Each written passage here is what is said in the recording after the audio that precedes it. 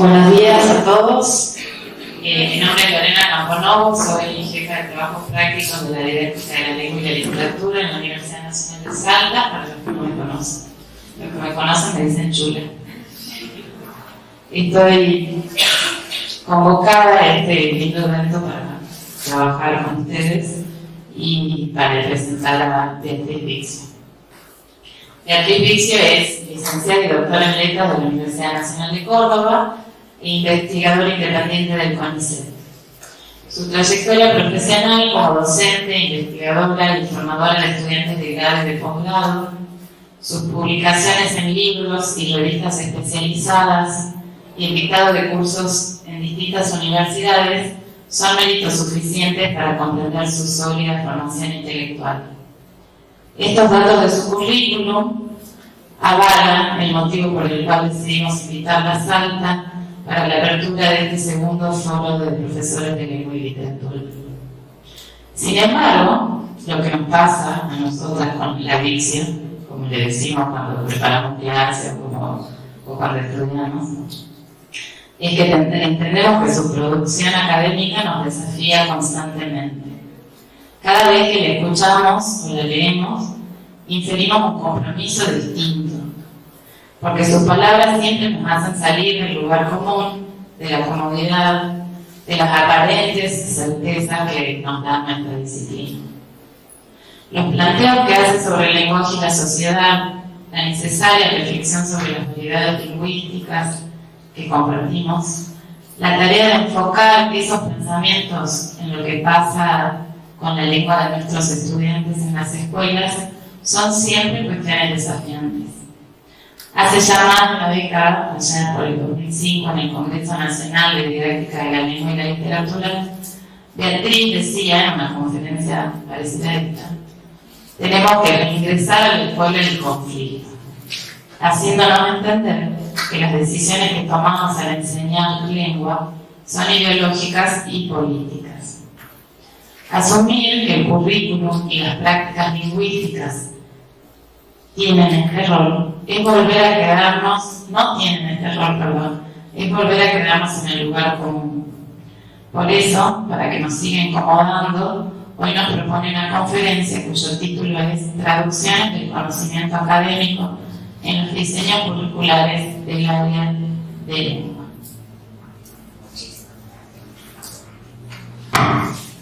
Bueno, hola, buenas tardes. Buen día. No estoy acostumbrada a trabajar a la mañana. En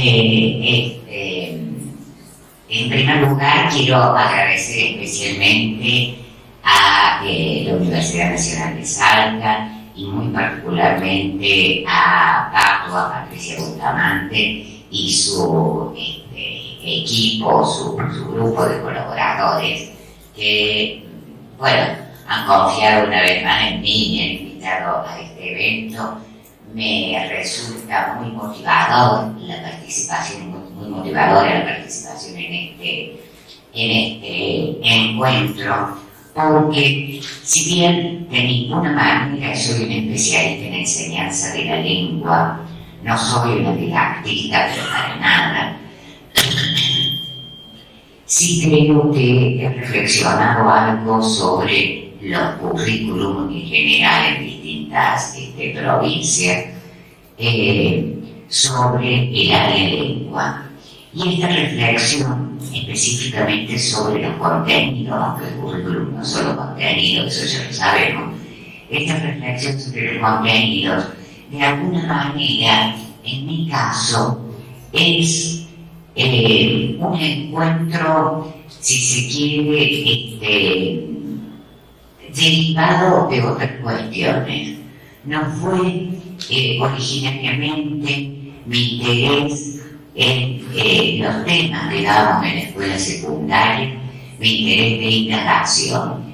Sin embargo, a partir de ciertos reconocimientos en relación al trabajo sociolingüístico que he hecho en algunas regiones rurales y marginalizadas sociales del ámbito urbano, pude reconocer algunos principios que me llevaron a indagar sobre qué enseñamos y para qué enseñamos lengua.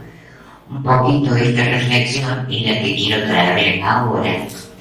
En espejo, el diálogo con el diseño curricular para el área de lengua del Ministerio de Educación de Salta. ¿Cuáles son esos reconocimientos que me hicieron interesarme por los contenidos que enseñamos en la escuela secundaria y primaria también? En principio, el reconocimiento según el cual el fracaso escolar, la letra del entrenamiento, está íntimamente relacionado con la variable social. Esto es, está distribuido socialmente este fracaso y este entrenamiento. En segundo lugar, que los docentes, maestros y profesores de lengua, en buena medida, todavía hoy asignan como razones de este fracaso y de este entrenamiento el habla con la que llegan los niños a la escuela.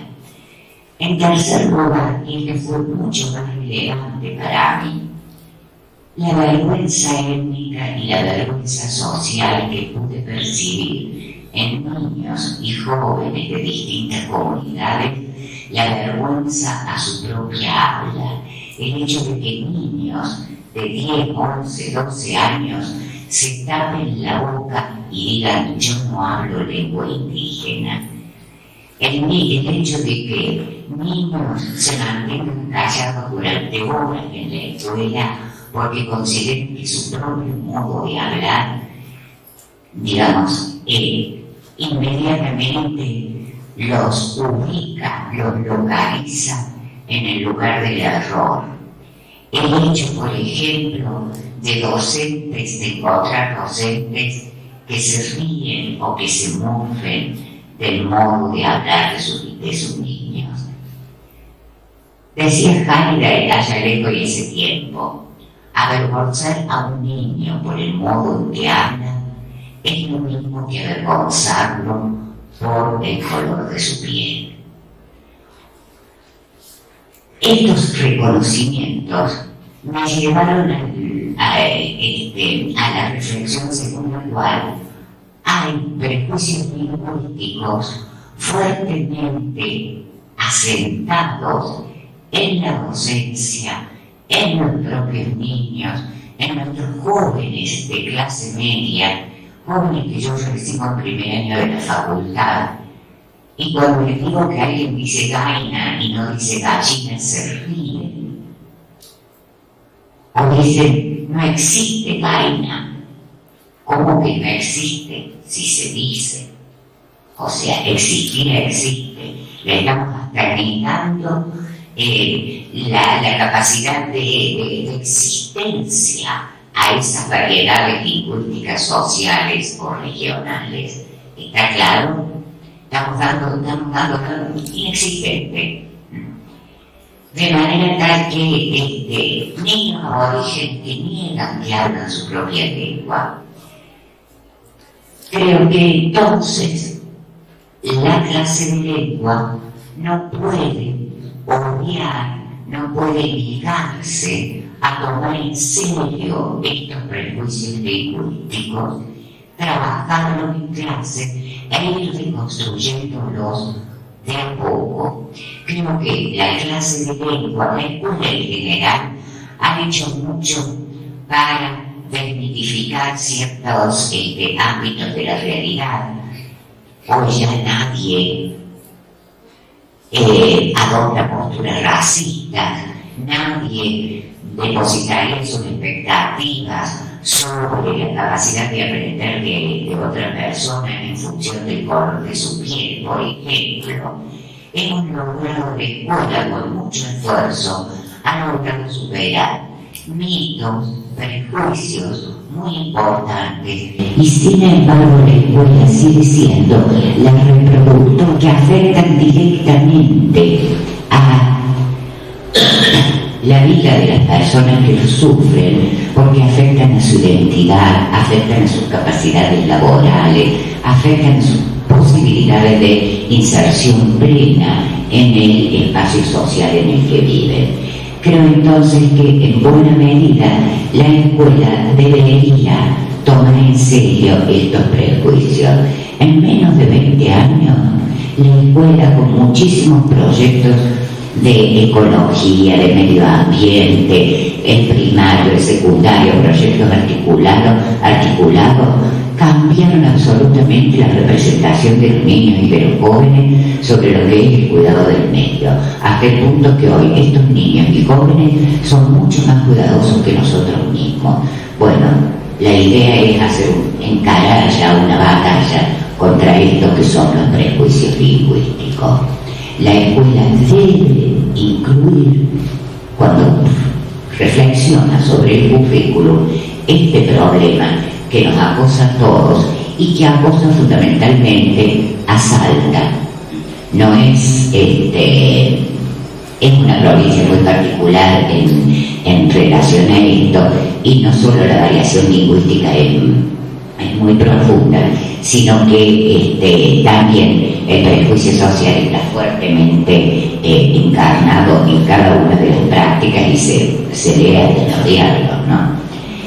Cuando digo que si la escuela quiere realmente apoyar la integración de todos sus niños y jóvenes a la vida ciudadana, debe atender a este fenómeno y debe incorporarlo en el currículum. No quiero decir para nada que deberíamos tener algo así como currículum especiales para los distintos grupos sociales o étnicos, de ninguna manera. Eso sería profundizar el prejuicio. Lo que quiero decir es que tanto estos prejuicios están totalmente distribuidos, pertenecen a todo el espacio social. Todos los sujetos tienen que de alguna manera reflexionar sobre ellos, y los prejuicios no se superan sin conocimiento, sin un profundo conocimiento del origen de los fenómenos y de sus efectos sobre los sujetos. ¿Por qué existen estas variedades? ¿Por qué estas variedades están desigualmente valoradas? ¿Y cuáles son los efectos que tienen estas variedades de lengua en la vida social? Esto es, la escuela tiene que incorporar la existencia de estas variedades de manera crítica, tiene que incorporar y hacer un análisis científico, explicativo, no exclusivamente descriptivo, de dónde vienen estas variedades y para qué. Sobre esto ya nos vamos a explayar a lo largo de esta conferencia.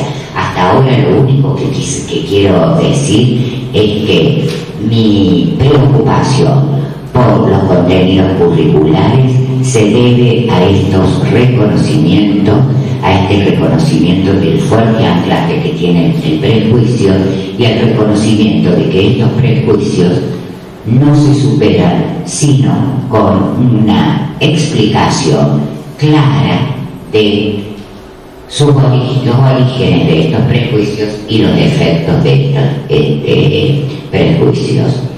Los jóvenes, nuestros jóvenes y nuestros niños con distintos niveles de complejidad deben conocer los procesos históricos y las relaciones de poder que desembocaron en que estas variaciones sociales estén evaluadas de manera diferencial. Algunas variaciones sociales de lengua son superiores, son más reconocidas, son legítimas y por lo tanto legitiman a sus hablantes, y otras variaciones sociales de lengua se consideran inferiores, ilegítimas y por tanto sus hablantes también son ilegítimos. Debemos explicarle a nuestros alumnos que todas las variedades de lengua son igualmente legítimas, que cada variedad de lengua sirve para los fines a los que esa variedad de lengua sirve, y que hay una variedad de lengua bastante estandarizada que es la que se usa en la escuela. Y punto final, no más de eso. Después vamos a conversar para ver qué es lo que pasa. pero lo que sí debemos hacer es enseñar y explicar estas variedades de lengua. Fíjense ustedes, esto que estoy diciendo respecto de que todas las variedades de lenguas son iguales, que todas las lenguas son iguales, que el ser hablante de una lengua nativa no necesariamente desvaloriza a la persona, sino que por el contrario, tendemos a evaluar muy positivamente a aquellas personas bilingües y trilingües cuando se trata de lenguas extranjeras, y evaluamos negativamente al bilingüe en una lengua nativa, en una lengua originaria. Todos estos reconocimientos de que todas las variedades de lenguas y que todas las lenguas son igualmente legítimas, este reconocimiento según el cual no hay lenguas mejores y lenguas peores, es un reconocimiento que la lingüística tiene desde principios del siglo XX, pero no ha llegado a las escuelas. Es una perogrullada. Hoy por hoy, no así hace 15 años, pero hoy por hoy, muy difícilmente un miembro del profesorado se anime a explicitar, digamos un profesor de lengua, a explicitar, habla mal, no sabe hablar, cosa que sí escuchábamos hace 10 o 15 años, porque me parece que algo se ha avanzado en esto, pero en la práctica cotidiana esto no sucede. En la práctica cotidiana estos perjuicios siguen incidiendo. De la misma manera, en el campo social estos prejuicios siguen fuertemente presentes. Pero por alguna razón que no me parece azarosa, esta discusión nunca entró en las aulas. Puede haber entrado en las aulas de alguno que otro profesorado, pero en las aulas de nuestras escuelas no entró nunca. Este es entonces un lugar del saber académico que todavía no está incorporado a los currículum, que me gustaría saber por qué, intento indagar por qué, y que creo que tengo algunas posibles respuestas al respecto. Después llegará el momento en el que nos vamos a tomar unos 20 minutos, media hora, para conversar y debatir sobre estos problemas, porque realmente son problemas en los que seguramente cada uno de ustedes tiene su experiencia y cada uno de ustedes tiene su posición ya tomado. Vamos a hablar del currículum entonces, y uno de los temas de los que vamos a hablar es esto: qué entra y qué no entra en el currículum de lengua. Pero primero me gustaría hacer algunas reflexiones breves sobre qué entendemos por currículum, qué entiende el Ministerio de Educación en su propuesta de diseño curricular, qué entiende por currículum y cómo y hasta qué punto aceptamos esa concepción de currículum y la extendemos un poco. En principio, tenemos que reconocer que hoy por hoy el currículum, los currículum provinciales, incluso los escolares, e incluso el currículum, el programa de una materia, está fuertemente atravesado por cuestiones que no solamente corresponden a tradiciones pedagógicas o a tradiciones escolares. Un elemento que cada vez más está impactando con fuerza en el diseño de los currículum en las distintas provincias son estos operativos exógenos de evaluación de calidad educativa, como las pruebas PISA y aprender, de manera tal que son las evaluaciones las que vienen a establecer recortes en el currículum, selecciones en el currículum. Esto ha sido observado no solo para nuestro país, sino para toda Europa. Uno de los efectos entonces más negativos de estos instrumentos de evaluación de calidad educativa es que finalmente los currículos se adaptan a aquello que el instrumento de evaluación cree relevante, con lo cual tanto los ministerios de educación provinciales como el Ministerio de Educación a nivel nacional, como son instrumentos, algunos de ellos son internacionales, los ministerios de educación nacionales, provinciales y las propias escuelas pierden parte grande de la autonomía en relación a qué incluir dentro del currículum. Y perder la autonomía en relación a qué merece ser parte de un currículum escolar no es poca cosa. Porque quien decide el currículum decide que el conocimiento es digno, es válido de ser reproducido y que el conocimiento no merece ser reproducido, que el conocimiento amerita que circule por otros lugares que no son los escolares. Pero cuando uno arma un currículum y decide qué conocimientos merecen ser reproducidos, inmediatamente decide qué conocimiento, qué saberes son legítimos, son prestigiosos y por tanto legitiman a quien los tienen y prestigian a quien los tiene. Cualquier conocimiento, cuando ingresa a la escuela, se valoriza, se carga de un plus de significación simbólica que lo hace prestigioso. O sea, la escuela, el sistema escolar, tiene por característica principal el prestigiar el saber. ¿Hasta ahí estamos de acuerdo? De manera tal que quien decide o quien tiene la capacidad de decidir un currículum tiene también la capacidad de decidir qué conocimientos, qué ámbitos de la realidad son dignos de ser conservados y son dignos de ser imbuidos en un plus de sentido.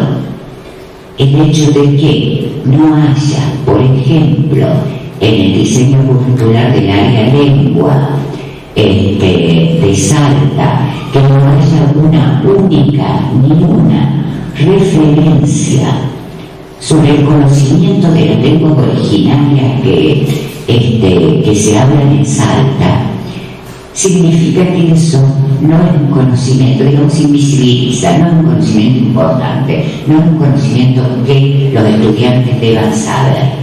A pesar de que Salta es la provincia, después de Buenos Aires, lógicamente, la provincia que mayor población nativa tiene, 80.000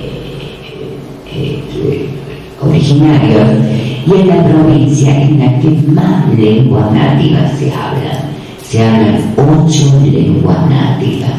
Sin embargo, ese conocimiento, no sé cuántos miembros del profesorado, ¿cómo es el lema de la universidad? Mi sabiduría viene de esta tierra.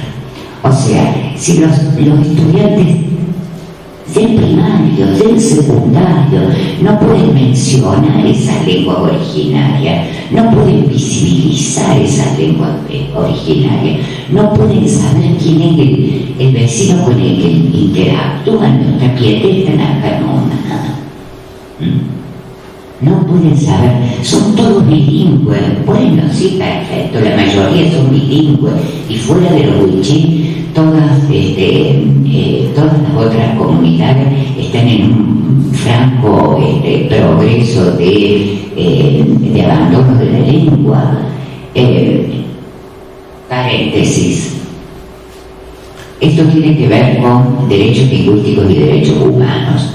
En el 1996, la UNESCO aprueba una Declaración Universal de los Derechos Lingüísticos, en donde se insiste en el derecho que tiene, en derechos más bien, digamos, individuales y sociales, en el derecho que tiene cada individuo de hablar su propia lengua, de hablar esa lengua en los espacios oficiales, y por tanto la obligación que tienen los estados de que todas las actividades oficiales se realicen en la lengua del Estado y en caso de que sea necesario haya traductores para las distintas lenguas nativas o para las distintas lenguas, en el caso de España, por ejemplo, el catalán, el gallego, el valenciano, lo que fuera.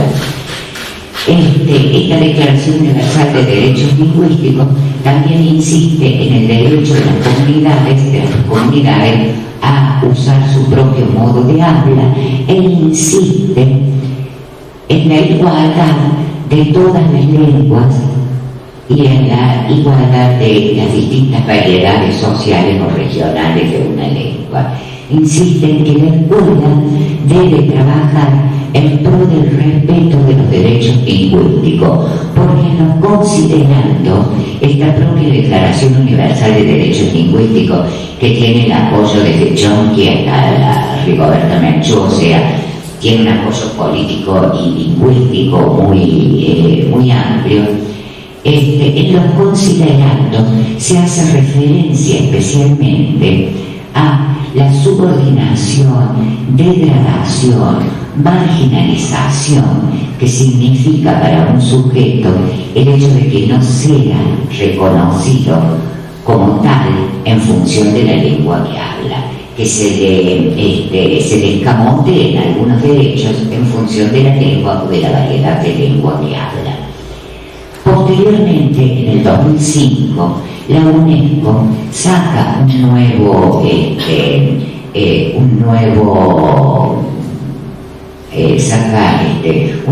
documento, una nueva declaración, en la que plantea a los derechos lingüísticos en el universo, inscribe los derechos lingüísticos en el universo de los derechos humanos.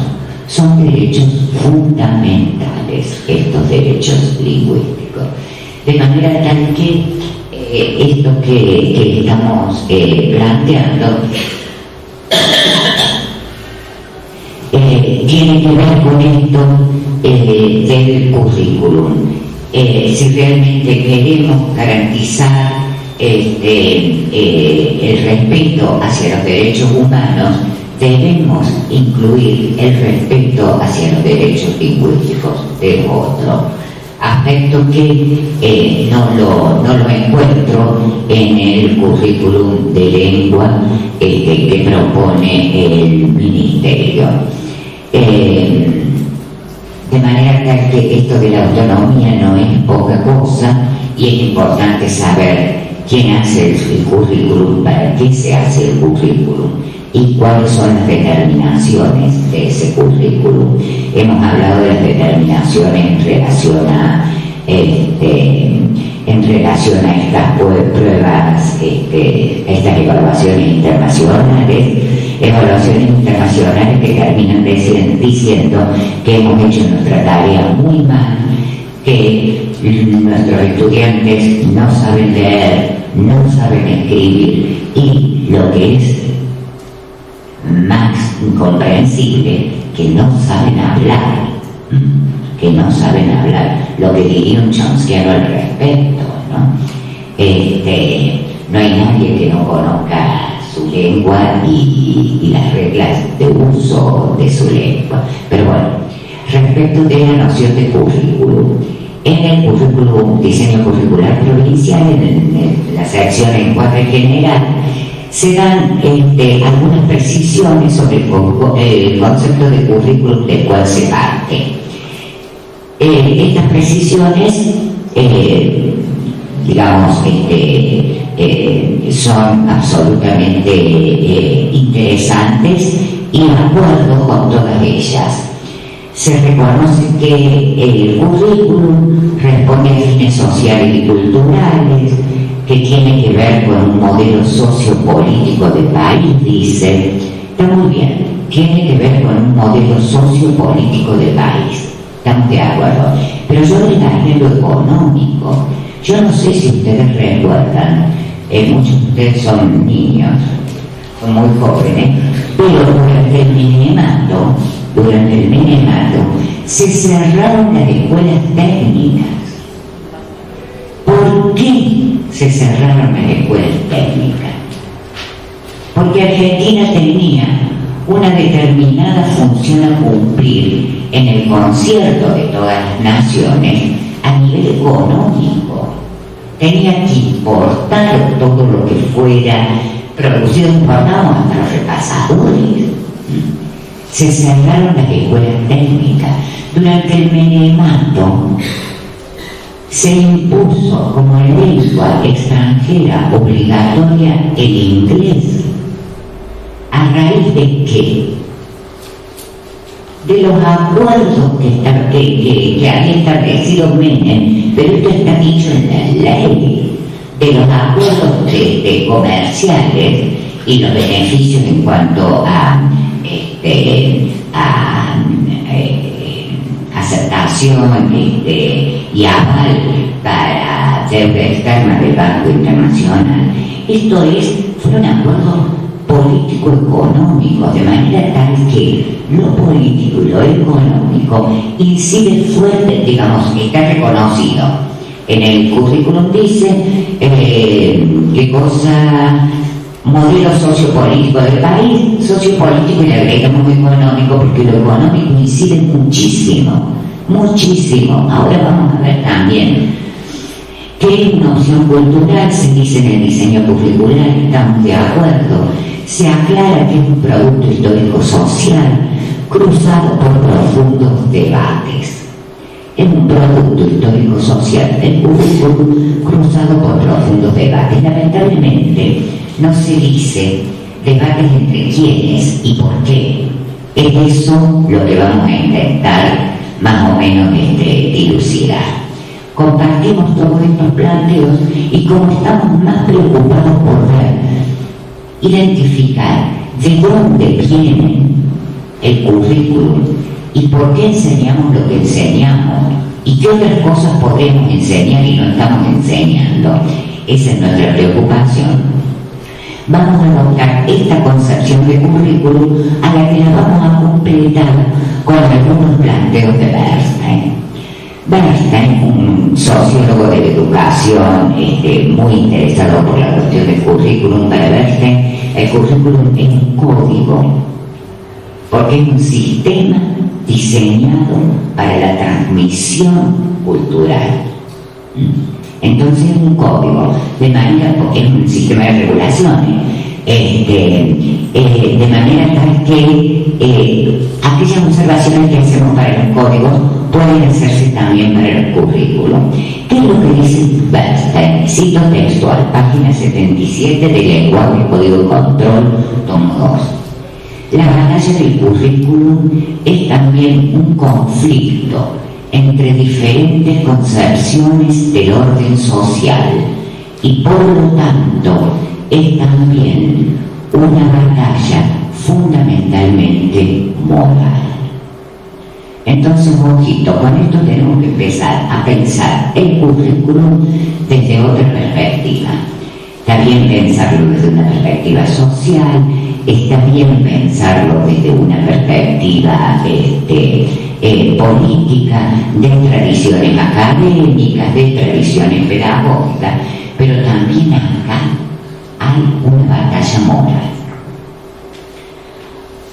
En realidad la palabra moral está mal usada, no creo que haya sido, me parece que es una cuestión, no encontré el texto en inglés para ver qué usaba Bernstein en este lugar, lo tengo en español, a lo único que he tenido acceso, debe ser ética, me juego más a que ética y no moral, pero bueno.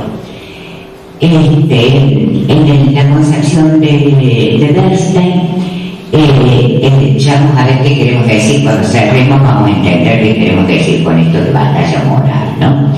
En la concepción de Bernstein, el currículum es una herramienta de regulación de las prácticas pedagógicas que impacta sobre todo lo que sucede al interior de la escuela. Fíjense ustedes la relevancia del currículum.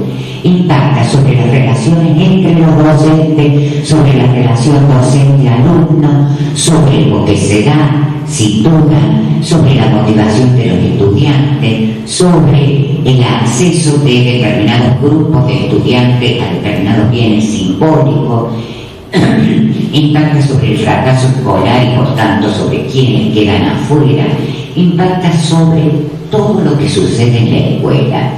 Las identidades de los estudiantes, las identidades de los docentes, todo esto se hace a través del currículum. En realidad no es el tema de este encuentro y no quisiera desviarme del área lengua, pero en términos de Bernstein, básicamente hay dos grandes tipos de currículum: integrado y colección. El currículum colección es el currículum clásico, donde las materias, el currículum escolar y de materia. Las materias están claramente diferenciadas: lengua, matemática, física, química, historia, formación ética y ciudadana, etc. Currículum colección. Y dentro de cada materia los contenidos están claramente diferenciados. Esto es gramática, esto es texto, esto es literatura, etc. En el currículum colección, las identidades de los docentes son muy claras, las identidades de los temas son muy claros. Este currículum colección exige incluso diseños arquitectónicos en donde los espacios estén claramente diferenciados. Esta es una sala de actos, esta es un aula, esto es un pasillo, etcétera, etcétera, etcétera. Son currículum, estos colección son currículum con clasificaciones fuertes, perfectamente clasificados. Esto es lengua, esto es historia, esto es gramática, esto es texto, esto es literatura. ¿Están de acuerdo? Fuertemente clasificados. En donde en el entre de una clasificación y otra hay un vacío, hay un blanco. Por el contrario, los currículums integrados trabajan a partir del desdibujamiento de las materias y dentro de la materia de los temas, la integración a partir de un eje común de estos elementos, a partir de un problema común, lo cual afecta a las relaciones de poder. También habla Bernstein, porque en el currículo colección las relaciones de poder están claramente diferenciadas tanto dentro del aula como al interior de la escuela. No solo directivos, docentes, estudiantes, no docentes, sino también dentro de la docencia hay una clara jerarquización de los docentes más importantes, más relevantes, de mayor estatus, de mayor peso en las decisiones escolares, son los docentes que tienen cátedras, que tienen mayor número de horas, lógicamente, matemática, lengua, historia, como espacios curriculares que están más cerca de lo que son los espacios directivos. En los currículum integrados, por el contrario, como las identidades, como las materias se diluyen, profesores también ya, y las relaciones de poder también, porque podemos imaginar un proyecto escolar dirigido, organizado y de alguna manera estructurado a partir del profesor de teatro, por ejemplo, y el profesor de teatro sería quien guía las actividades de las otras áreas. Este currículum integrado implica también revisación no solo de la identidad de revisión, sino también de las relaciones de poder. Implica espacios arquitectónicos también más integrados, en donde ya el salón de actos es salón de actos, pero puede ser también el lugar en donde se reúnan el centro de estudiantes para organizar algo en relación a, digamos, en relación a alguna actividad. Los pasillos dejan de ser lugares por donde se transite y puede ser el espacio en donde desde un proyecto educativo escolar se organice alguna actividad. Esto es, se redefinen todas las clasificaciones. El alumno, digamos, ya adquiere otro estatuto con otro espacio de poder porque tiene mayor participación en los espacios de decisión, etc. Estos dos tipos de clasificaciones, clasificación fuerte para el currículum colección y clasificaciones débiles para el currículum integrado, afectan, lo único que estoy haciendo con esto es justificando aquel enunciado que dije hace un ratito, según el cual el currículum impacta en la totalidad de las prácticas escolares, no solo de las prácticas escolares, sino también de las identidades y de las relaciones, interacciones educativas o relaciones de enseñanza-aprendizaje. El currículum está en el centro de la vida escolar. Preguntarnos sobre el currículum es preguntarnos de una manera o de otra por todo lo que ocurre en la escuela. Por tanto, quien define el currículum pasa a ser un elemento. ¿Y qué pasa con ese currículum? Un elemento que hace a la totalidad de las prácticas escolares. Las motivaciones de los estudiantes, los fracasos de los estudiantes son afectados, también son explicados también por cuestiones curriculares. Además, ¿cómo leemos los currículos? ¿Cómo se puede leer un currículo escolar? En términos de Bernstein, respondiendo o analizando tres categorías básicas de todo currículum. Uno, selección de los contenidos. ¿Qué contenidos se seleccionan? Tomando en cuenta que esta selección instituye un principio de legitimidad.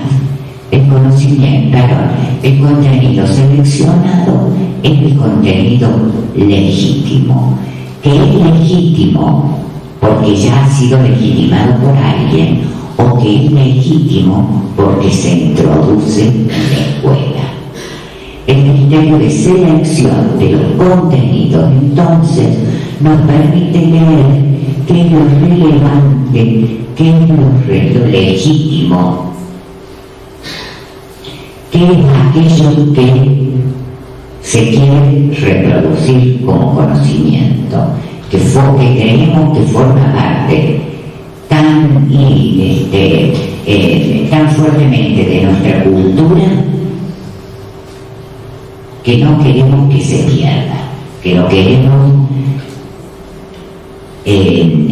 entregar a las generaciones posteriores. En segundo lugar, organización, selección. La primera es la selección, en segundo lugar, organización.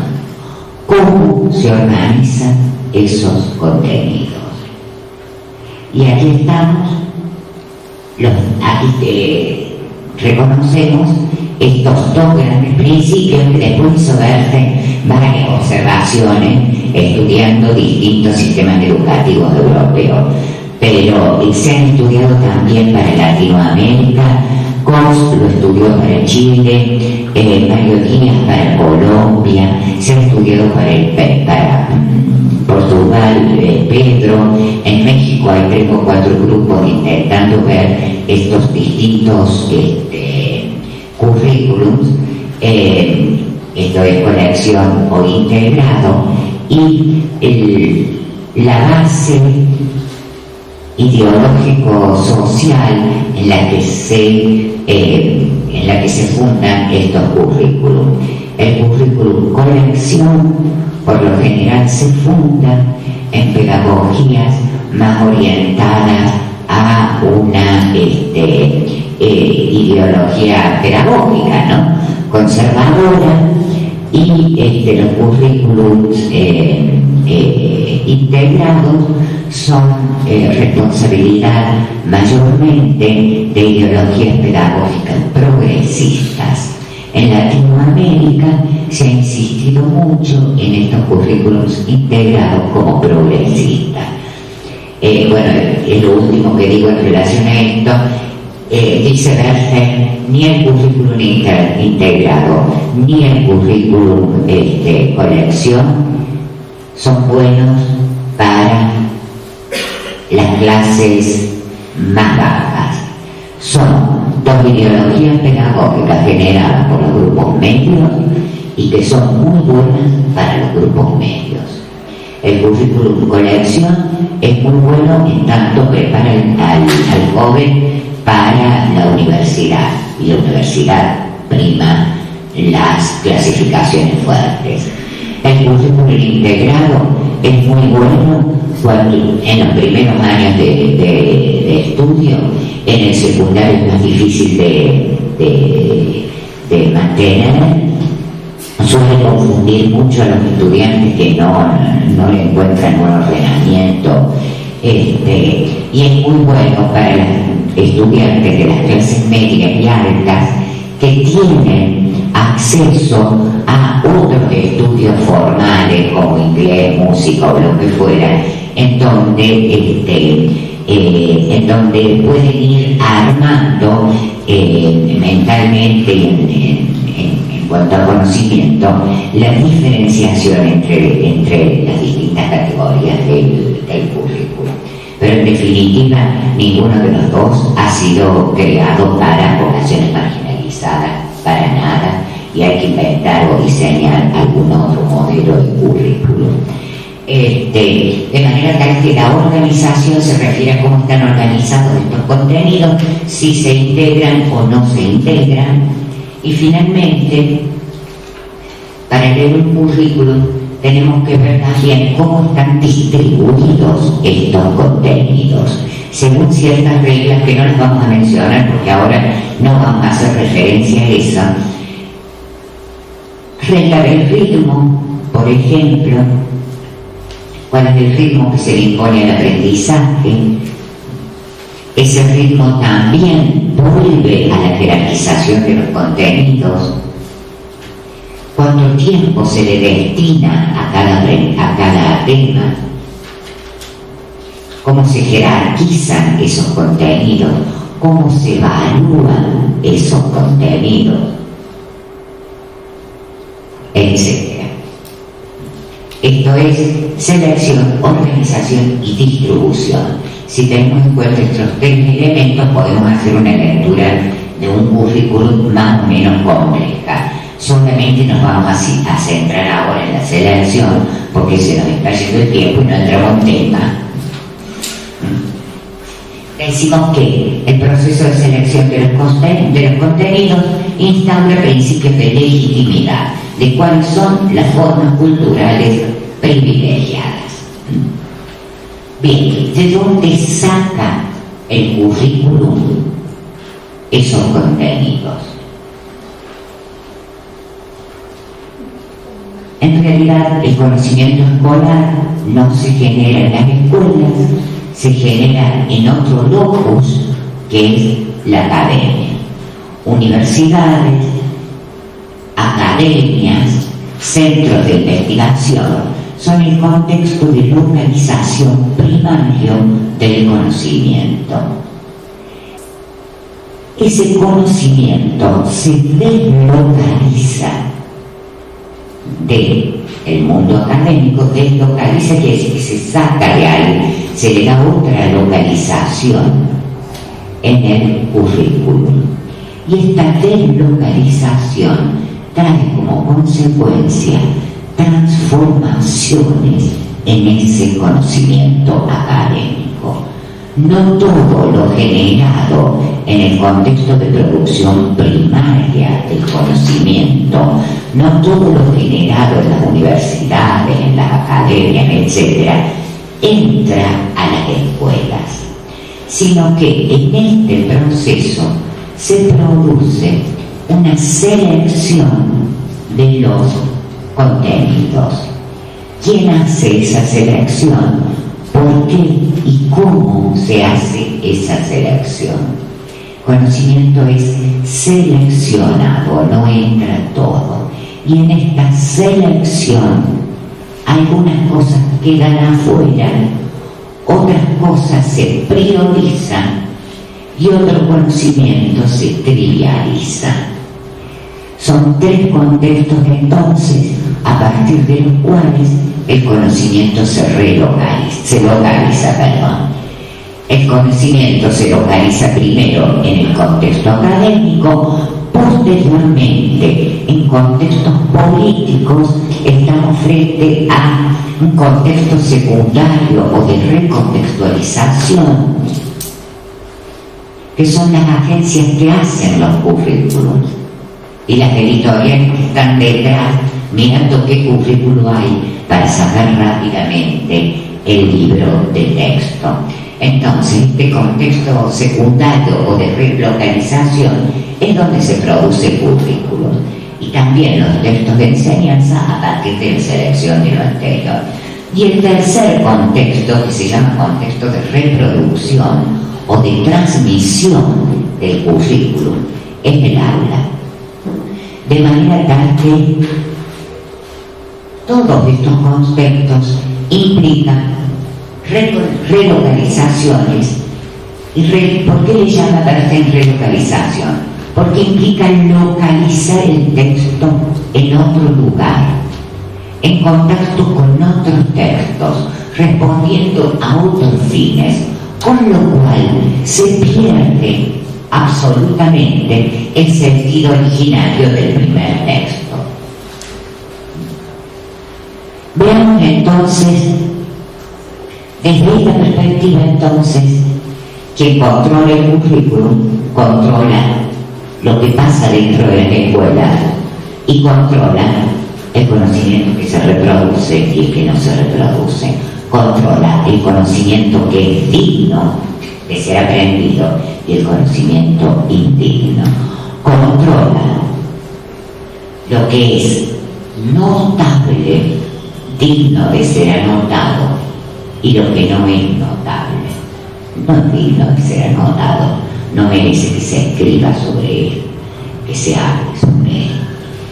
Bien, entramos concretamente al diseño curricular del área lengua del ministerio, pero me parece importante porque una vez que hay que conocer los procesos de producción de cualquier cosa que uno haga, la historia, nos da mucho más libertad entender cómo llegan a ser las cosas como son.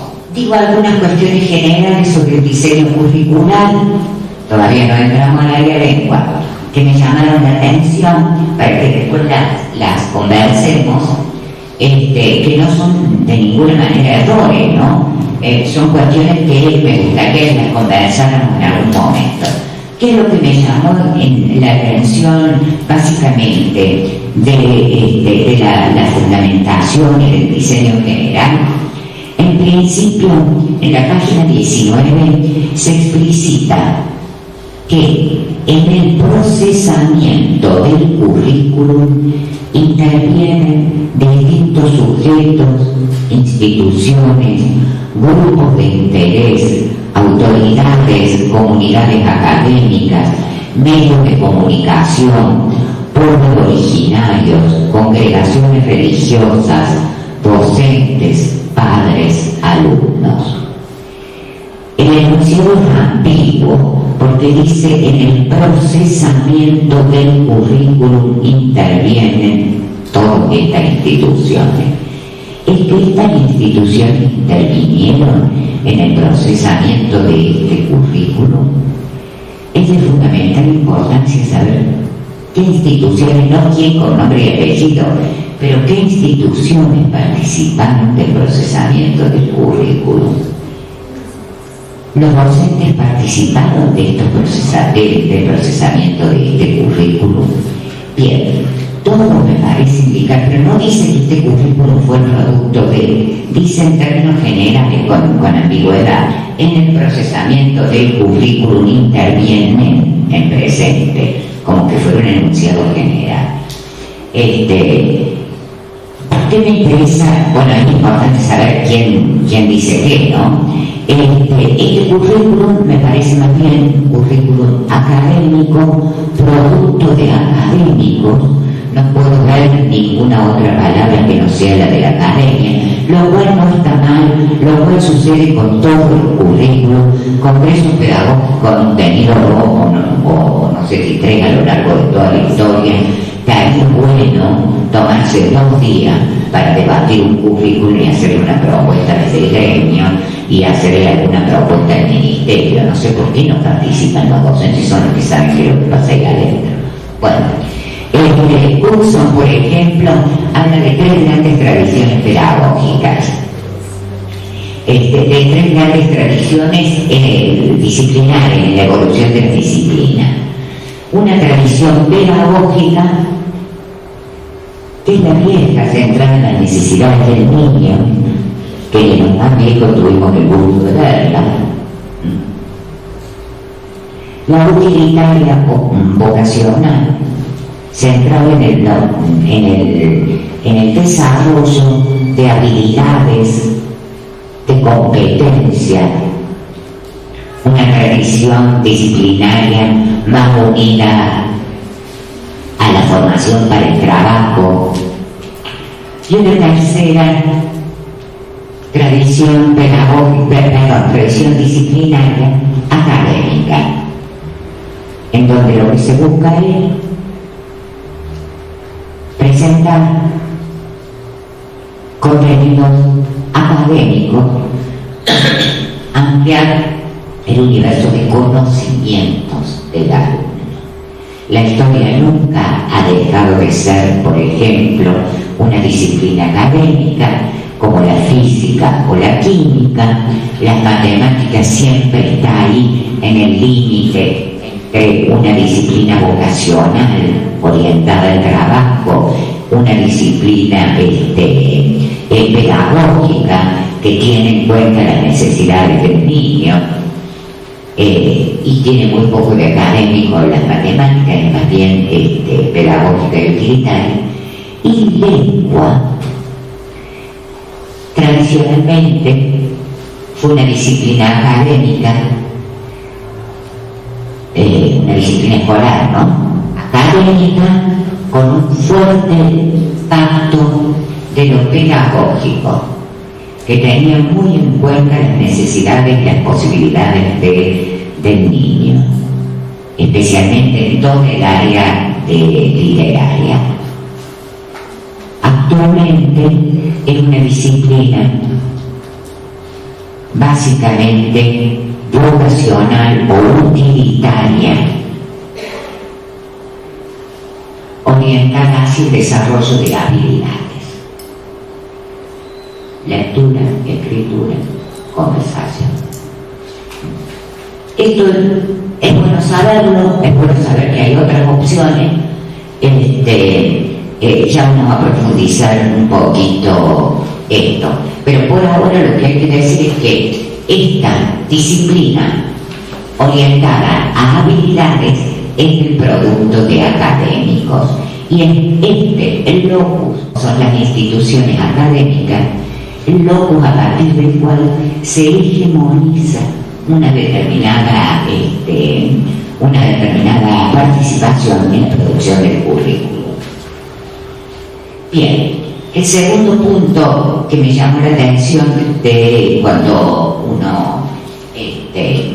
uno pone en espejo el diseño en su aspecto general y en el aspecto y en el lugar específico en el que se refiere el área de lengua, es que en definitiva una materia central como es lengua y literatura coadyuva solo ínfimamente al cumplimiento de finalidades y objetivos que se da el currículum para toda la escuela secundaria. ¿Se entiende? Al principio, en el diseño curricular, se definen los objetivos y las finalidades de la educación secundaria, de la escuela, bla, bla, bla, bla, bla, bla. Y en el área de lengua se definen los objetivos del área de lengua. Estos objetivos del área de lengua solo coadyuvan mínimamente al cumplimiento de los objetivos que se da el diseño. Y coadyuvan de manera muy particular. Veamos, en el diseño curricular, lo primero que se hace es se cita la Ley de Educación de la provincia de Salta, que en su artículo 4 del título 1 define los fines de la educación y entre estos fines plantea los siguientes: desarrollo integral de la persona, construcción de una sociedad más justa, reafirmación de la soberanía nacional y de la identidad nacional, ejercicio de la ciudadanía, respeto por los derechos humanos. Los objetivos generales para la escuela secundaria es importante porque, digamos, todo el diseño curricular en definitiva es para cumplir con un fin que nos hemos propuesto. Lo que estamos intentando es identificar cuál es ese fin para la lengua y hasta qué punto ese fin para la lengua se relaciona con el fin para la escuela en general. Los objetivos generales de la escuela secundaria, entre otros, son lograr un sujeto comprometido con valores éticos y democráticos, el desarrollo de la solidaridad, la valoración de la realidad de la provincia de Salta. Son perfectos, está perfecta la ley, están perfectos los fines, están perfectos los objetivos. No se trata de objetar nada de esto. ¿Cuál es el fin de la enseñanza de la lengua? Mejorar las capacidades expresivas y comprensivas. Esto es, apunta la enseñanza de la lengua, apunta al cumplimiento de objetivos de la ley y del diseño curricular en el plano del desarrollo individual y no del desarrollo social. Puedo mejorar las capacidades expresivas y comprensivas del alumno. Ese objetivo es individual. ¿Estamos de acuerdo? De cada uno. Mi objetivo es mejorarlo como individuo. Entonces, ¿a dónde apunta? ¿Qué objetivos del secundario estoy cumpliendo? Desarrollo integral de la persona, sí, sin duda. Si mejoro las capacidades, aporto el desarrollo integral de la persona. Un mejor ejercicio de la ciudadanía, sin duda.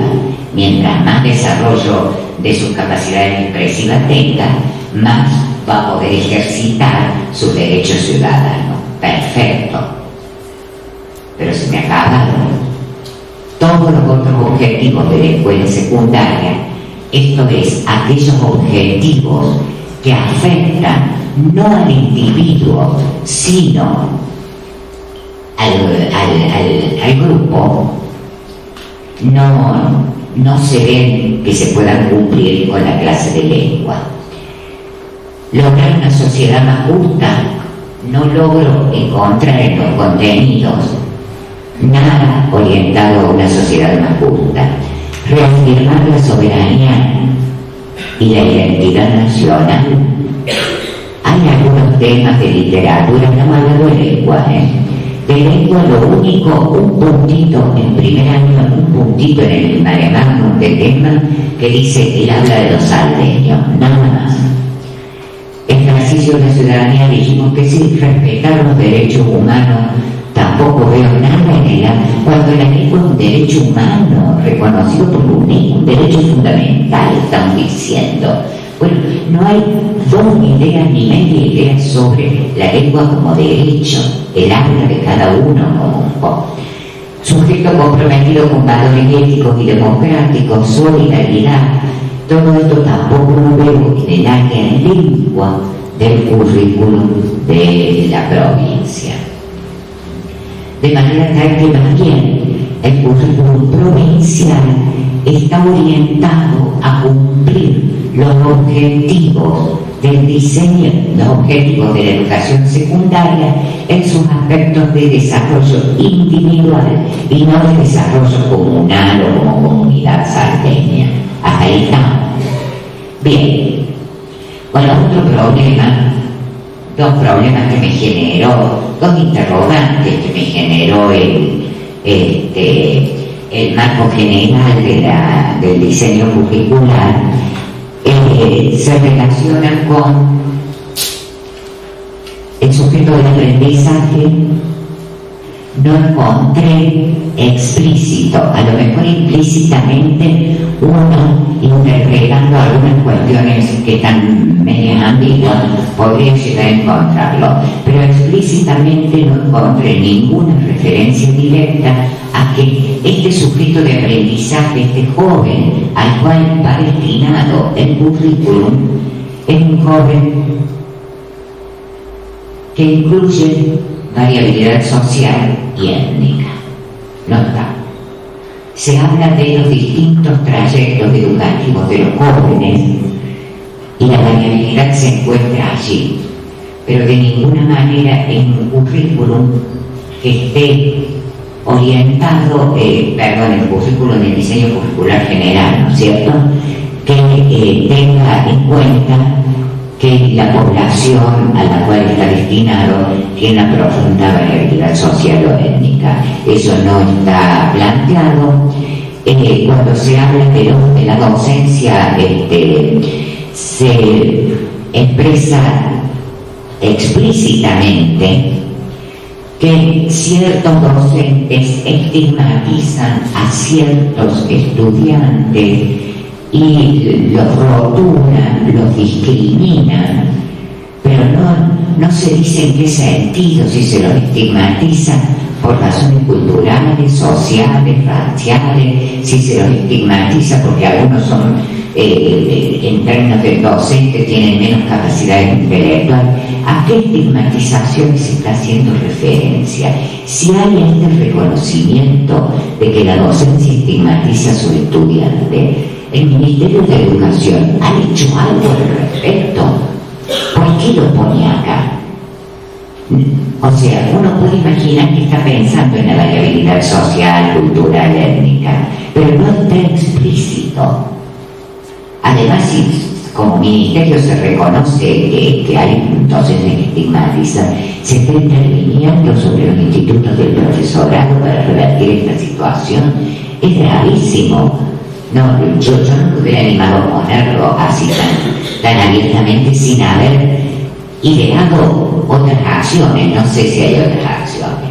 Bueno, el tema es que en toda esta introducción al diseño curricular general de la provincia no hay una sola indicación de la variabilidad social o étnica, cuando, repito, Salta es, según el INDEC, sino la provincia con mayor índice de pobreza,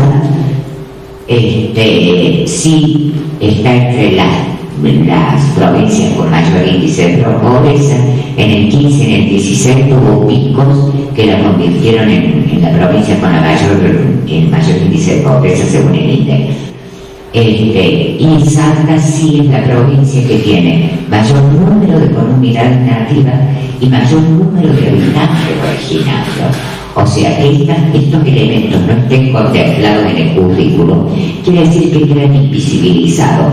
No, por todo lo que hemos dicho hasta ahora, no es conocimiento legítimo, digno de ser no es un reconocimiento que debamos enseñar, no es algo que forme parte, que necesariamente deba formar parte del conocimiento de nuestros estudiantes.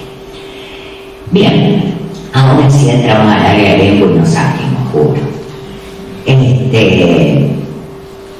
¿Cuál es el? No sé, estaba convencida que eran las 10:20. Bien. Entramos al área de lengua. Vamos a tener tiempo de decir todo sin duda. Por lo menos lo más importante que quiero decirle. Cuando decimos que el objetivo del área es mejorar la capacidad comprensiva y expresiva de nuestros estudiantes, estamos ubicando inmediatamente todo el currículum dentro de lo que se ha dado a llamar el enfoque comunicativo, el dominante. El propio diseño curricular expresa que este enfoque comunicativo puede complementarse con otros enfoques de la sociolingüística, la pragmática, la antropología lingüística, la lingüística del texto, etc. Pero resulta que este enfoque comunicativo se configura con el aporte de todas estas disciplinas. Este enfoque comunicativo significa básicamente una enseñanza. Hay muchísimo escrito sobre el enfoque comunicativo. Esto del enfoque comunicativo no es para nada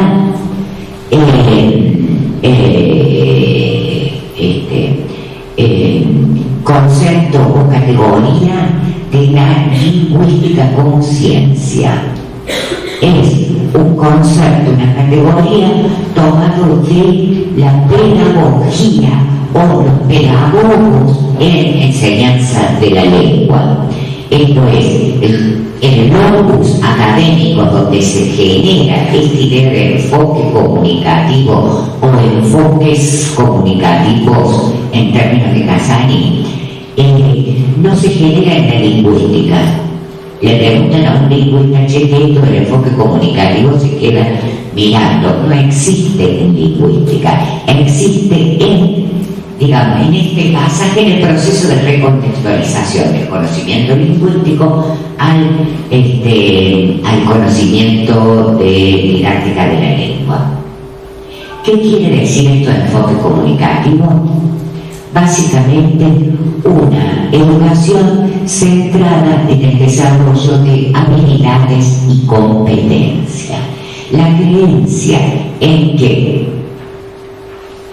la escuela, única materia en todo el currículum que se propone como objetivo central el desarrollo de habilidades. La escuela debe desarrollar la competencia comunicativa de los estudiantes y es ese el objetivo fundamental. Ya vamos a ver otras cosas que significan, ¿no es cierto?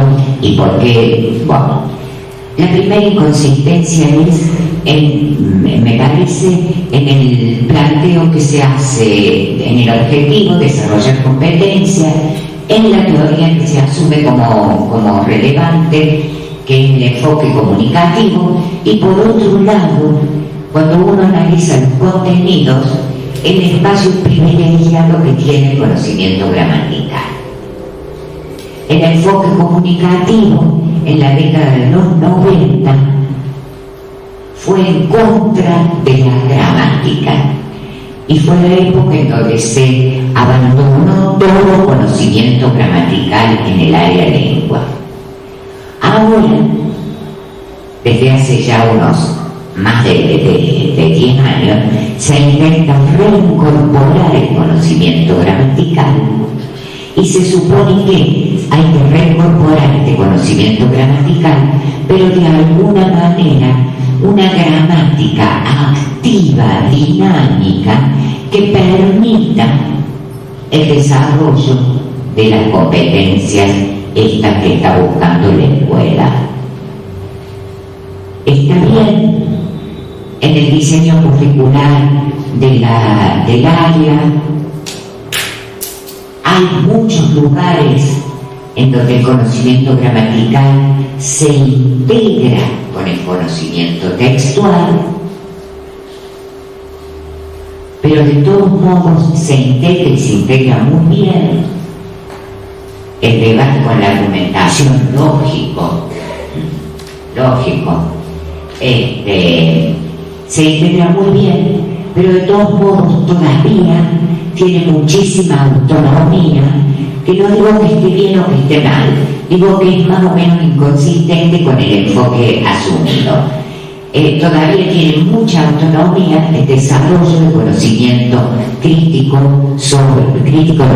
descriptivo sobre el sistema de la lengua.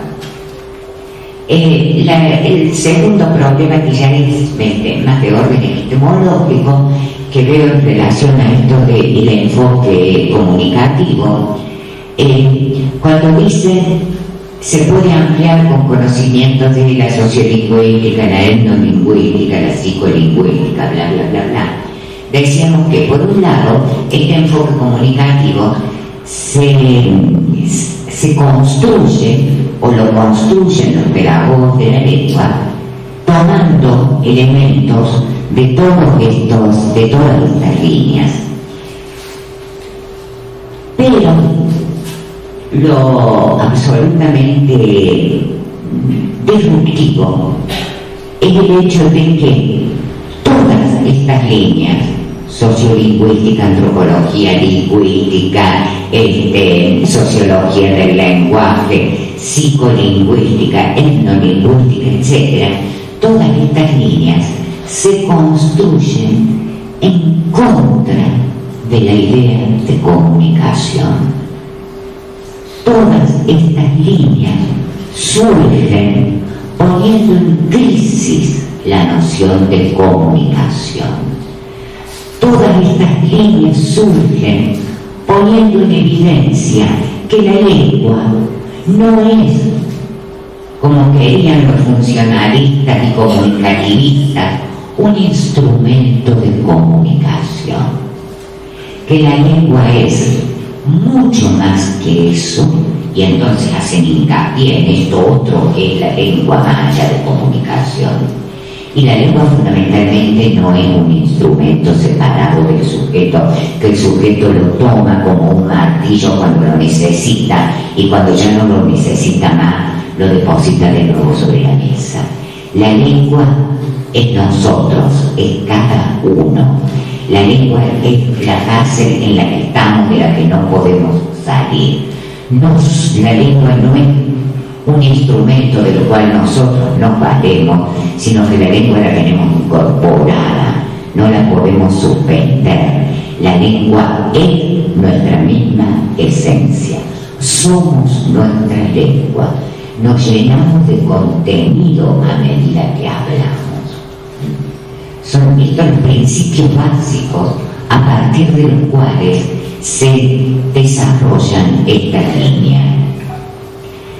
En oposición entonces a la creencia de las potencialidades, a la insistencia en las potencialidades comunicativas de la lengua, en oposición a la idea de que la lengua es un instrumento transparente a partir de los cuales dos personas pueden intercambiar mensajes claros, mensajes perfectamente identificables por uno y otro. En oposición a esta idea es que se construyen estas disciplinas. Y estas disciplinas, tanto la pragmática como la sociolingüística, sociología del lenguaje, etnolingüística, psicolingüística, etc., ponen en el centro de sus abordajes, más hoy, la falta de cooperación en los intercambios comunicativos y la falta de consensualismo. En contra del primer paradigma de la teoría de los actos de habla, hoy los temas centrales ya no son la cortesía, sino la descortesía en las comunicaciones cotidianas.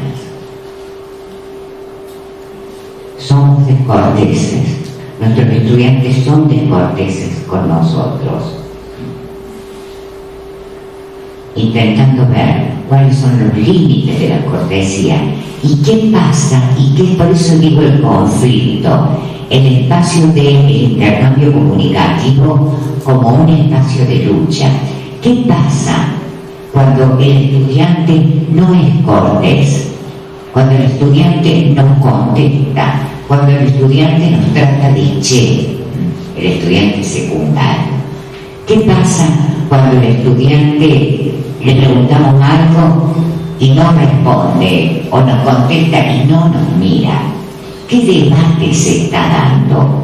¿Qué batalla? Es eso lo interesante. ¿Cuándo hay cortesía? ¿Cuándo hay acuerdo? ¿Y cuándo hay desacuerdo?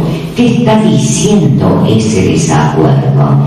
¿Cómo está relacionado este acuerdo o desacuerdo, esta cortesía o no cortesía, con el debate tanto las relaciones de poder en la propia aula? Y no estoy hablando del aula, estoy hablando de todas las interacciones comunicativas. Lengua, poder, lengua, estratificación social, lengua, pobreza, lengua, política, lengua, identidad, no aparecen y son los temas centrales que hoy se debaten en estas líneas del conocimiento académico, que no han sido recontextualizadas, relocalizadas. ¿Qué se tomó de estas líneas del conocimiento académico? Básicamente la noción de competencia, y se malinterpretó. Porque se tomó la noción de competencia de la etnografía de la comunicación de Hans Gamper y se malinterpretó en el sentido de que hablamos de desarrollo de competencias comunicativas. En la etnografía de la comunicación, el locus académico del cual surge esto, sería imposible este enunciado de desarrollo de competencias comunicativas.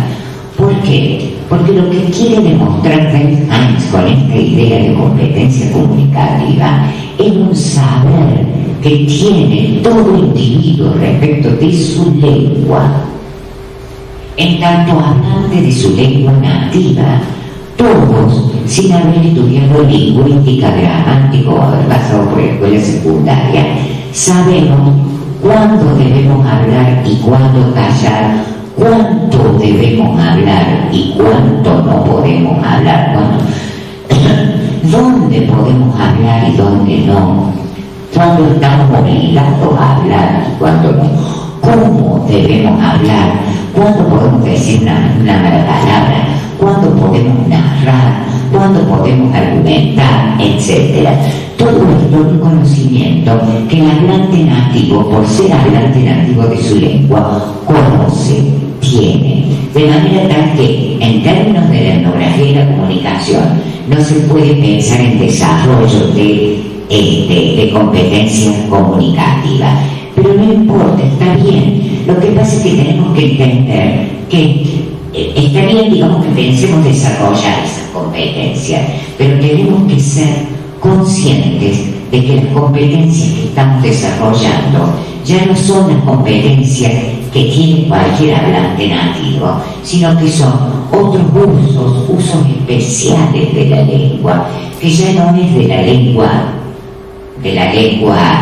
materna de cada uno, que es siempre un dialecto, sino de una lengua estándar que estamos intentando ingresar a nuestros estudiantes en el ámbito de los textos y la lengua, que no son los nativos de cada uno, sino que son de esta lengua estándar, lengua construida por la escuela, lengua construida por los académicos, lengua que nadie habla, lengua que en realidad usamos como lengua común para la intercomunicación, pero que responde o está muy cerca al modelo de habla de los grupos medios. mientras más nos acercamos a la lengua estándar, más ingresamos a los grupos sociales medios. El modelo de habla que introducimos en la escuela, este modelo estándar, es el modelo de los grupos medios, que puede no corresponder a la competencia comunicativa de un niño que pertenece a otros grupos sociales o a otros grupos culturales. De manera tal que debemos ser conscientes, dice Bourdieu, el maestro sin saberlo es un agente de aculturación. De aculturación en el sentido de desplazamiento del niño de su propio espacio comunal al espacio comunal de los grupos medios. Lo que entendemos como estándar aparentemente neutro es lo nuestro. Y está bien, la escuela no puede suspender las reglas del mercado. El maestro, en definitiva, no es sino un portavoz de un sector del Estado, y el Estado así lo decidió, y debemos cumplir con las reglas del Estado. Pero debemos ser conscientes de que estamos aparentemente poniendo como la lengua natural, como la lengua de todos, a la variante estándar del español, cuando esa es nuestra variante, la variante de los grupos medios. De manera tal que, y ya solo un ingreso al conflicto, aquí hay algo que no se está planteando, que es el conflicto que significa el desarrollo de competencias comunicativas iguales para todos los sujetos, competencias que niños de los grupos medios ya traen y que significa todo un aprendizaje para grupos de otros espacios sociales y culturales. Por otra parte, bueno, esta complementación de enfoque resulta difícil de ver en los diseños curriculares. Además, este objetivo, estamos hablando, ¿no es cierto?, del objetivo de desarrollo de competencia. Este objetivo llama la atención, resulta muy pretencioso, pero también muy pobre para la clase de lengua. Muy pretencioso porque la clase de lengua sola, y eso ya lo sabemos todos, no estoy diciendo lo que ya sabemos, la clase de lengua sola no va a poder desarrollar ni ampliar ninguna competencia ni ninguna habilidad comunicativa.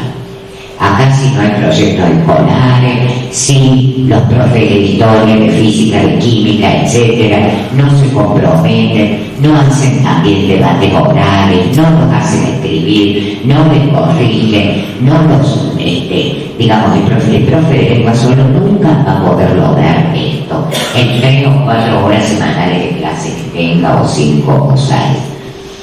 De manera tal que el objetivo es demasiado pretencioso, pero además es un objetivo muy pobre, es darle a la clase de lengua una función absolutamente instrumentalista, utilitaria, cuando todas las otras materias en secundario tienen por objetivo la reflexión crítica sobre un objeto. Pero ojo, la inconsistencia consiste en que en los objetivos no está explicitado y en los contenidos sí está la reflexión crítica sobre el objeto. O sea, ¿por qué no lo pusieron en los objetivos? Son las inconsistencias que tiene todo plan de estudio. Pero está bueno que pensemos qué queremos. Que este niño reflexione sobre la lengua y use mejor su lengua. Veamos ahora el tema de la reflexión sobre la lengua. ¿Qué reflexión sobre la lengua se propone? Decíamos que en este proceso de recontextualización del conocimiento que hacen los diseños curriculares, del conocimiento académico, algunos contenidos aparecen como prioritarios otros contenidos desaparecen y otros contenidos se trivializan. Hola. Algunos prioritarios, otros desaparecen, otros se trivializan. ¿Qué contenido aparece como prioritario? Aparece como prioritario contenidos textuales y contenidos gramaticales. Fuertemente centrado el diseño curricular en estos dos tipos de contenido. Está bien, lo que pasa es que esto es el menoscabo de otros contenidos que podrían incluirse. ¿Qué es lo que hay ahí? No. La cámara que estamos mirando. Ah, está ahí. No. Acercar la boca, sí, qué interesa. Decía que hay algunos contenidos que se trivializan. Lo que aparece prioritario, está bien que aparezca como prioritario, lo que pasa es que a mayor prioridad y mayor unidades de tiempo destinadas a un determinado contenido, mayor estatus de ese contenido, mayor legitimidad, mayor importancia que se le otorga a ese contenido. ¿Qué es lo que se trivializa o se simplifica?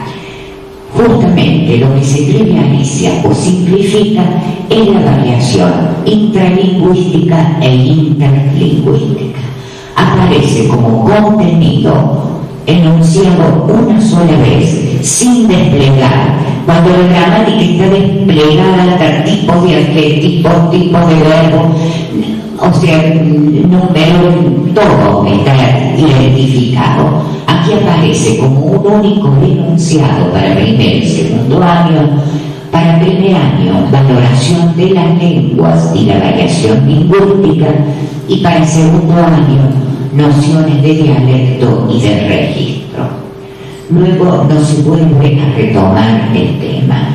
Este tema, si bien no está ninguneado, está muy trivializado, no solo porque no se despliega, sino porque, recurriendo a los manuales o a las planificaciones ya de clases, lo que se puede dar en primer y segundo año sobre valoración de las lenguas, esto que decíamos derechos lingüísticos, ¿no es cierto? Y variación lingüística, esto que decíamos que toda lengua varía socialmente, tiene sociolectos, tiene dialectos, varía geográficamente y varía el registro. Lo que se puede dar es muy poco, y lo que se termina dando es una taxonomía de las variaciones, una taxonomía rápida. Las lenguas originarias ni se mencionan. Taxonomía que tiene por objeto que el alumno reconozca que ahorita corresponde a la lengua coloquial, a un registro no formal de lengua y punto final, o reconocer todas las variedades rurales o las variedades sociales de lengua. Por ahí se habla de clases sociales bajas, bueno, es mucha. Pero esta taxonomía no se explica. Esta taxonomía, de alguna manera, ¿qué es lo importante? ¿Qué es lo que el chico tiene que saber de la variación lingüística? De escribirlas, que las conozcan, sí, sin duda, pero tiene que saber lo que ello significa a nivel de sentidos sociales y de prejuicios. Tiene que saber que no todas esas variedades de lengua son valoradas de la misma manera. Tenemos que decirle a nuestros alumnos cómo esta variación refleja y vuelve inamovible en el sentido de que cristaliza el orden social. Quien traiga una variación de lengua devaluada no va a encontrar, o va a encontrar con muchas más dificultades, un posicionamiento relevante en el orden social. Tenemos que mostrarle, decirle esto a nuestros alumnos, y a los de primerito y de segundo no se les puede decir estas cosas o se les puede decir muy superficialmente, este es un tema para la reflexión fuerte en los últimos años del secundario, por lo menos en el tercer año, ¿no? Hay que decirle que hay una relación de dependencia estricta entre los mecanismos de dominación lingüística y de dominación política. Esto es, la variación no es una simple realidad del lenguaje.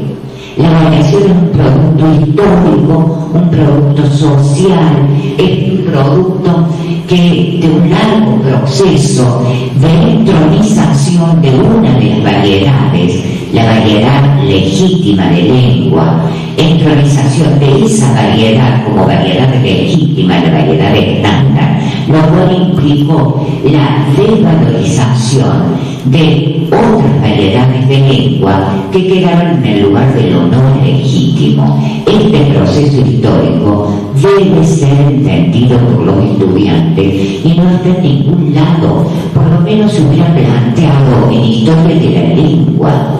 Hay que explicar por qué hablamos el castellano. Hablamos el castellano por razones políticas y sociales, no porque sí. Porque la reina Isabel era de Castilla y ella tenía el poder para decidir qué dialecto de España se imponía.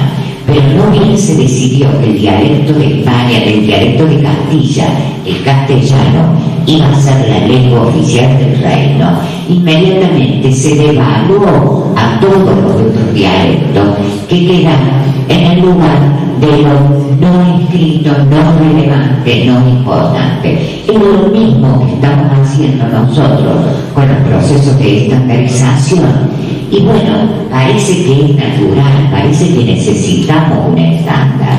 La desarrollemos, pero los docentes tenemos que ser conscientes de lo que estamos haciendo y tenemos que explicarle a nuestros estudiantes también que estas son el producto de un largo proceso. En este sentido, fenómenos como multiculturalidad y multilingüismo no están tratados en ningún lugar del programa. Si están tratados, por ejemplo, para el ciclo orientado en lenguas extranjeras. Ahí sí podemos pensar en multilingüismo y el multiculturalismo. En relación a la lengua, en los proyectos, en el diseño curricular, no aparece ni la palabra. En este paradigma comunicacional, decíamos entonces, lo que se hace es trivializar el tema de la variación lingüística y evitar hacer referencia alguna al problema del poder y del conflicto. En este paradigma comunicacional, entonces, las variedades existen naturalmente, existen porque existen, no se explican, y los encuentros comunicativos son encuentros corteses, cooperativos, en donde se reúnen, dos interlocutores interactúan, pero estos interlocutores no tienen intereses previos, no se establecen relaciones de poder, no tienen deseos, no tienen inconsciente, hablan para comunicarse y para llegar a un acuerdo.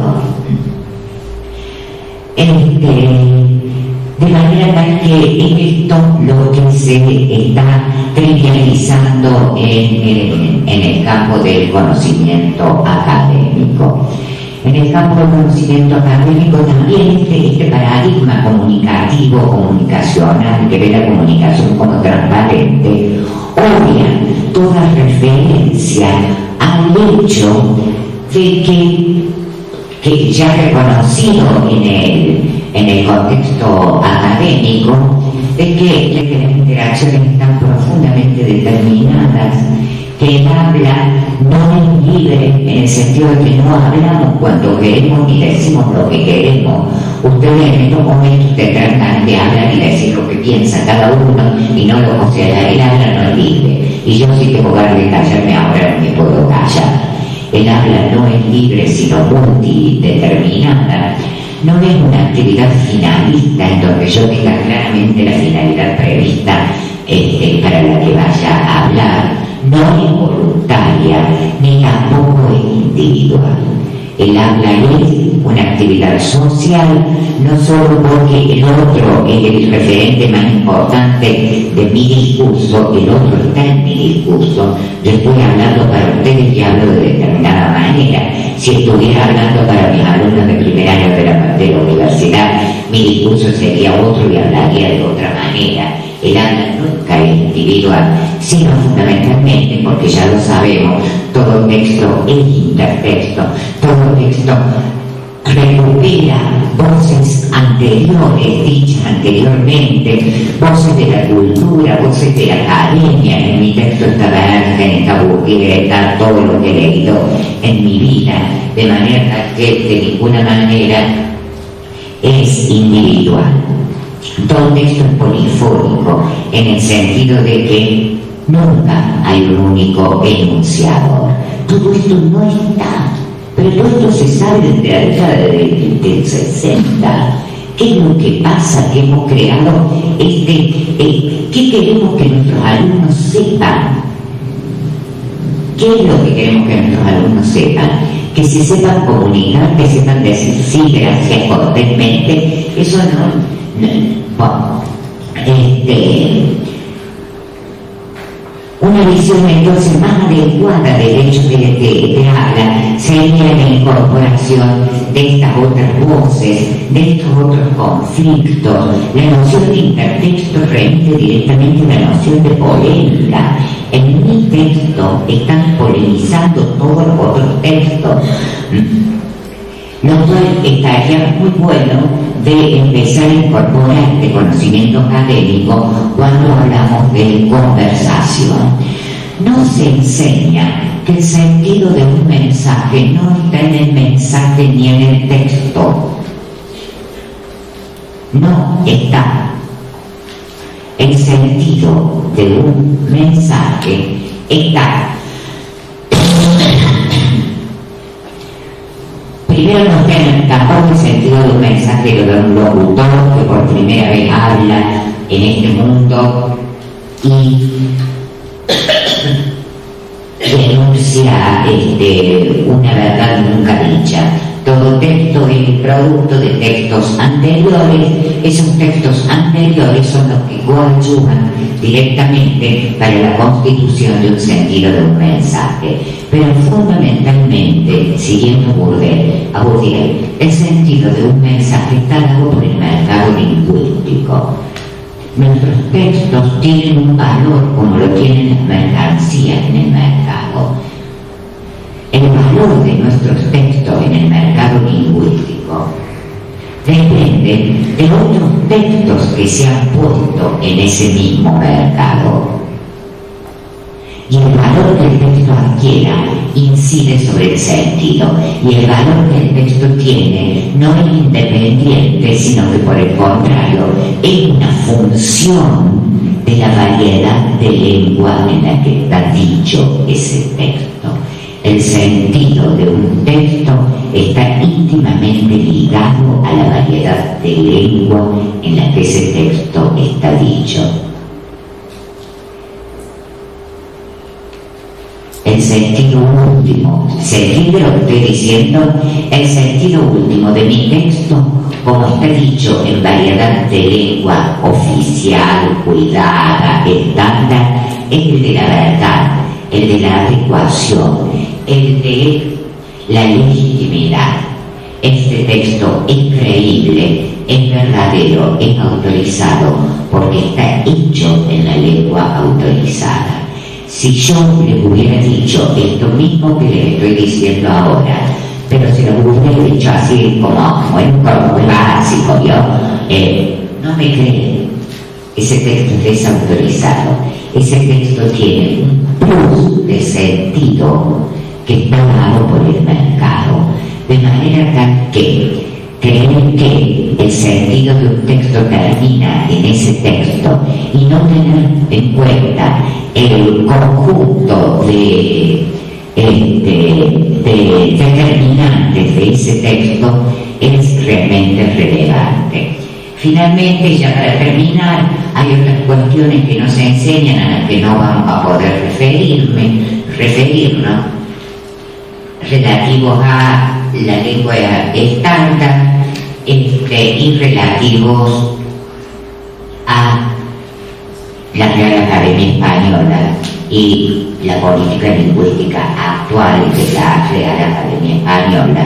Aparece la Real Academia Española insólitamente como último tema del área lengua. No sé cómo piensan trabajar esto, pero sin duda está en relación con las políticas que la Real Academia Española está implementando para Latinoamérica, en el sentido de crear una suerte de comunidad imaginaria de iberohablante en oposición a la comunidad imaginaria latinoamericana que hemos logrado construir en los últimos años. Ahora la comunidad imaginaria busca que sea iberoamericana.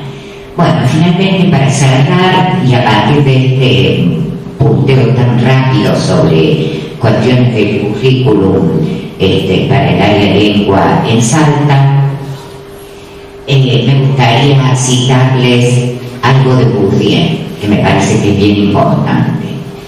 Lo que se debe enseñar viene a estar definido por la estructura de las relaciones de clase.